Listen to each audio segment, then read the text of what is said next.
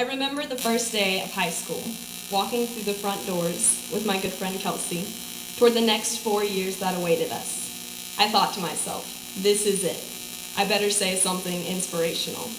But we were so nervous, all I was able to come up with was something more along the lines of, we'll be fine, just try not to throw up.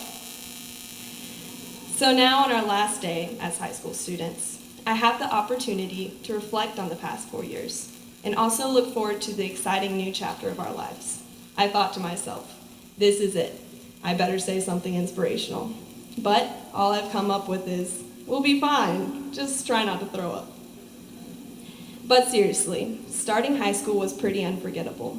We were finally allowed to chew gum in class, and Coach Roberts gave us some great advice about making deposits into our PBA.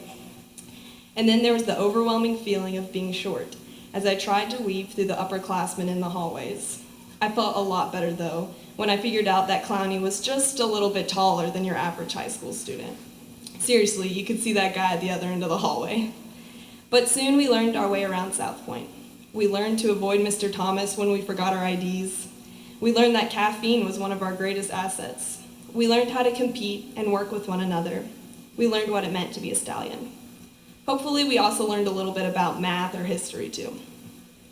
But now, as we take a step toward the next stage of our lives, I would like to consider a quote from C.S. Lewis. He writes, "Even in literature and art, no one who bothers about originality will ever be original. Instead, if you simply try to tell the truth, you will, 9 times out of 10, become original without ever having noticed it." After today, we will go our separate ways. But whatever it is that you choose to pursue, strive for truth. Though this quote speaks specifically to art and literature, I have found that the decisions which shape our lives are not so different from the methods an artist uses to create their work. Just as an artist reflects and shapes the world through their art, our lives can also reflect and shape the world. As an artist myself, I have learned that the process of creating involves much more than just putting pencil to paper. First, you must combine your own ideas with anything that inspires you.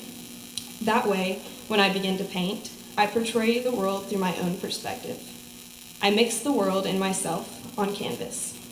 So how can we touch the world and leave our own unique fingerprint? We must first find the truth about ourselves in the artwork which we create with our lives. But then we must share this truth with others, because art was not meant to be kept secret. This truth is original because you are original and see the world in a unique way. Make sure to share the world as you've painted it. I truly believe that each and every one of you holds a truth and character that will allow you to achieve whatever you wish to accomplish. I believe this because I have already seen glimpses of it in those moments when you chose to stand firm when society expected you to conform instead. The truth is not always easy. In fact, it is often pretty scary.